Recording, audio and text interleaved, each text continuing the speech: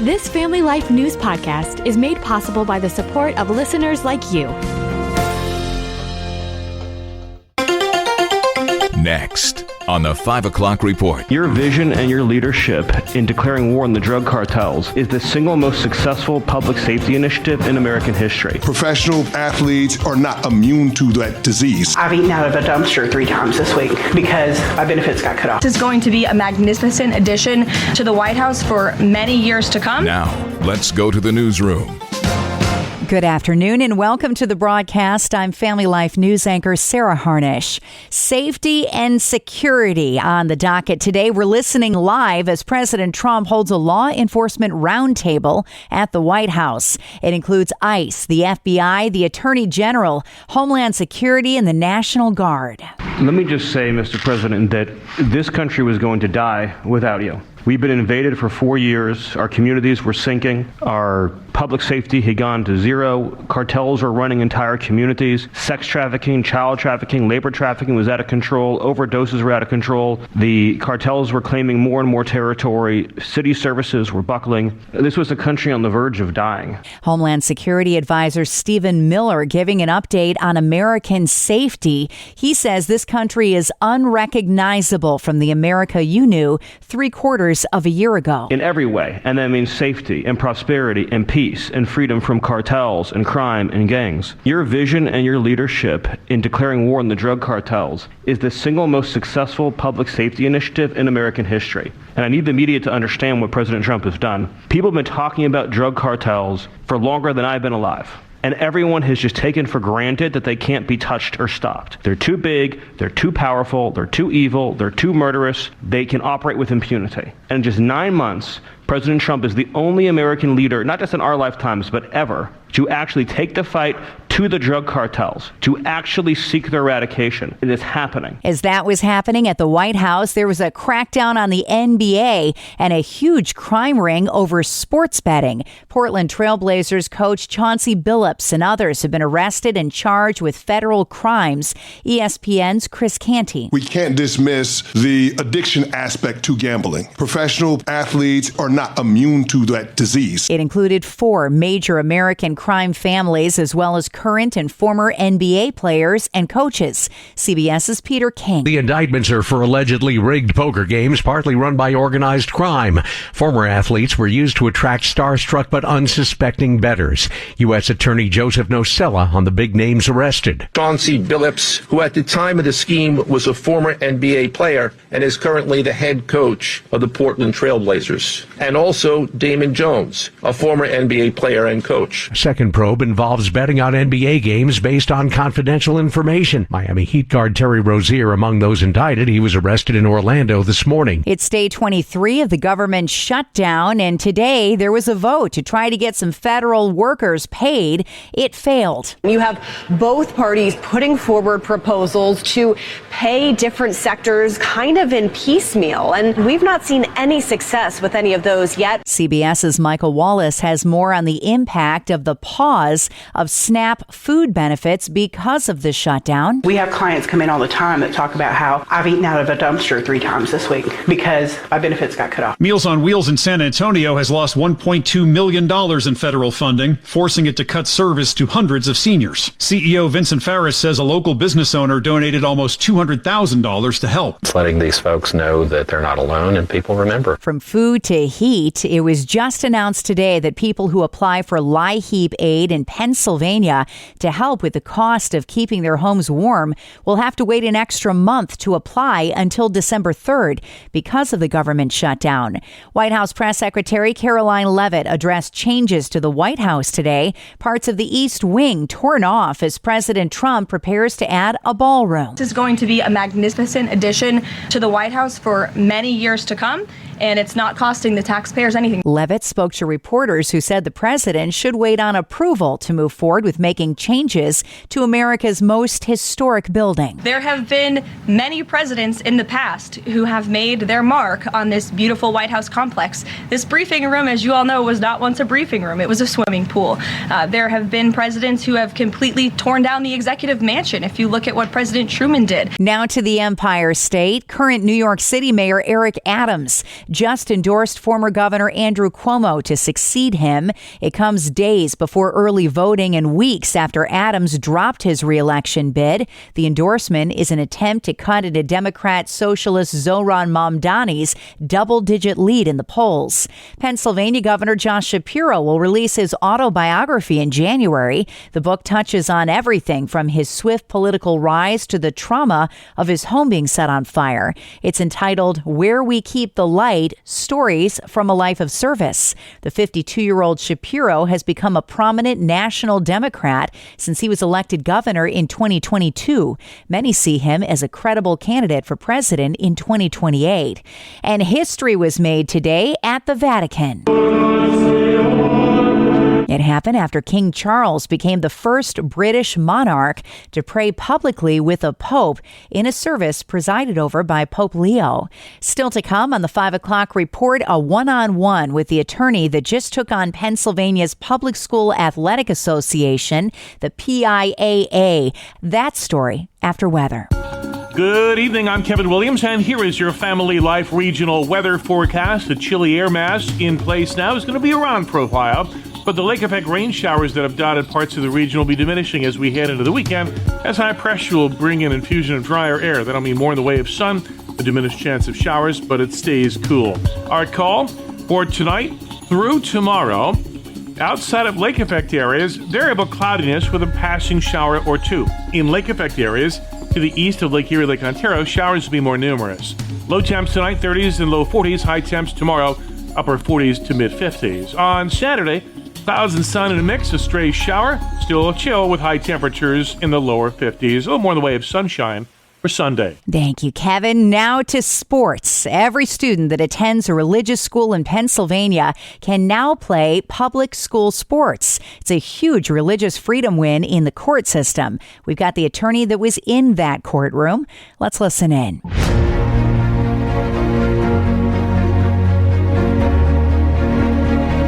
This is Faith Under Fire. We take you straight to the voices on the front lines of religious battlegrounds.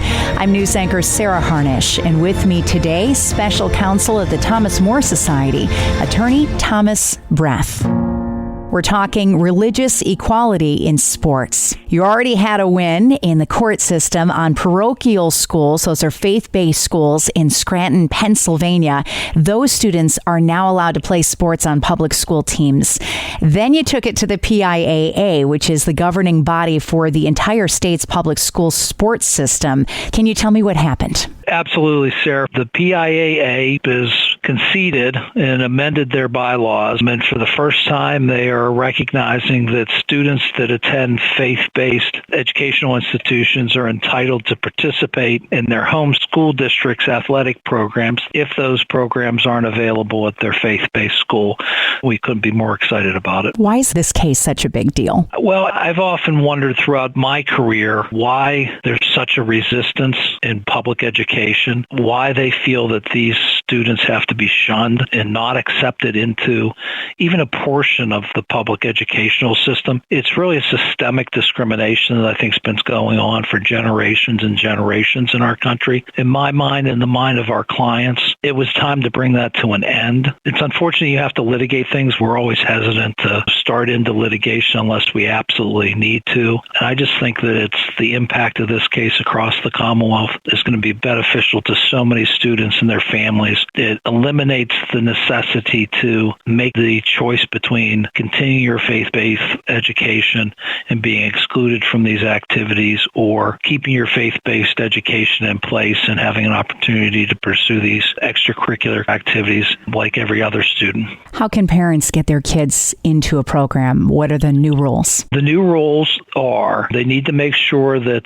the program isn't offered at their faith-based school. They need to reach out to their home home school district, contact their athletic director or their high school principal, or if it's a middle school, the middle school principal, submit the request to say, we live in the district or residents of the school district, but we've chosen to have them enroll in a faith-based school. They do not offer this activity at the school. We would like the right to participate. It's a relatively simple, straightforward process. It would be no different than if a student transferred from another public school district into that public school district and said, I'd like to play girls lacrosse or girls softball or football or basketball. It's really just to give the notification, and the process should take a day or two, and that student should be participating in that program. These are two huge wins in the state of Pennsylvania. It impacts thousands of kids.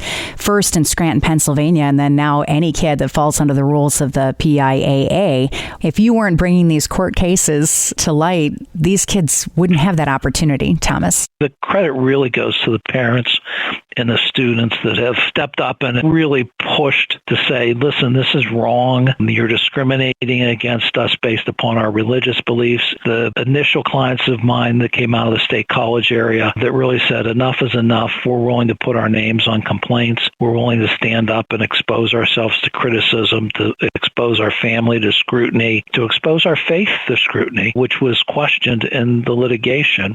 Those are the folks that really deserve the credit. The plaintiffs that joined in and went through that difficult process, they're the ones that I'm so happy for and so proud of. I feel like there has been a shift in the court system in favor of faith. Christians are winning cases left and right, even at the U.S. Supreme Court.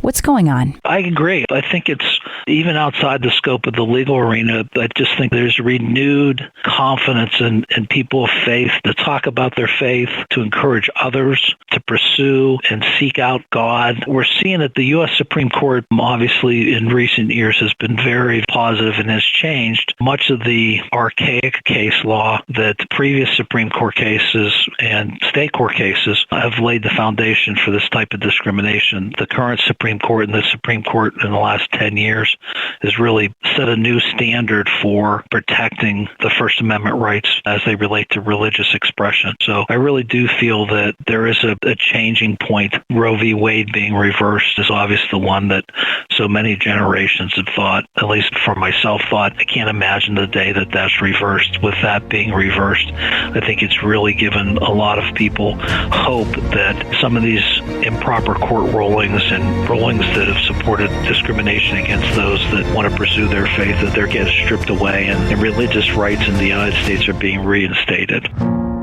Learn more at thomasmoresociety.org. You can subscribe, listen to, and share Faith Under Fire and all of Family Life's original podcasts at Apple Podcasts, Spotify, YouTube, or at familylife.org. The Master has entrusted you with a purpose. Hi, I'm Rob West with today's Faith and Finance Minute. In Mark 13, Jesus tells a parable about a man who goes on a journey and leaves servants in charge, each with their assigned task. As with many of Jesus' parables, we're meant to see ourselves in the story. We're the servants called to care for what belongs to the master and to advance his interests in the world. Your assignment may look different from mine, but we share this in common. Everything we have, our time, our talents, our resources, belongs to him, and our role as stewards is to manage it all for his glory. Our task is simple but significant, to remain faithful with what he's placed in our hands, joyfully serving the one who has promised to return. Discover the best Christian financial articles, podcasts, and videos by visiting our website, faithfi.com, or by downloading FaithFi, Faith and Finance from your app store. Coming up on the 5 o'clock report, Thanksgiving is going to be harder on the wallet this year. That story after one last look at weather. Here is your Family Life regional weather forecast. Our call for tonight through tomorrow. Outside of lake effect areas, variable cloudiness with a passing shower or two. In lake effect areas to the east of Lake Erie, Lake Ontario, showers will be more numerous. Low temps tonight, 30s and low 40s. High temps tomorrow, upper 40s to mid 50s. On Saturday, clouds and sun in a mix, a stray shower. Still chill with high temperatures in the lower 50s. A little more in the way of sunshine for Sunday. Thanks, Kevin. Finally at 5, that Thanksgiving Day turkey may gobble up more of your finances this year. Frozen turkeys are expected to cost 40% more than last year. It's going from 94 cents a pound to $1.32 a pound. The USDA says there's a smaller turkey flock driven by a reduced supply because of the avian flu. Where it's going to hit you the most, though, fresh turkeys or turkeys of certain sizes like large turkeys. Business analyst Kelly O'Grady has tips for big families or big gatherings. Make your list early, shop. You can even shop now, right? Yeah. Your turkey you can freeze, your canned veggies you can put in there, your baking goods you can put in your, your cupboard if you've got room. I also find if you actually start looking for the coupons now, you can get stuff before the holiday rush. Hey, the good news is side dishes and things like butter have stayed about the same price. And that's the world that we live in for Thursday, the 23rd of October. I'm Sarah Harnish, and this is the 5 o'clock report on Family Life. Thank you for listening to this Family Life News podcast. If you've been encouraged by what you've heard, please share it with others and click the subscribe button to automatically receive future episodes. Family Life is a listener-supported ministry. Podcasts like this are made possible by your financial partnership. Find out more at familylife.org.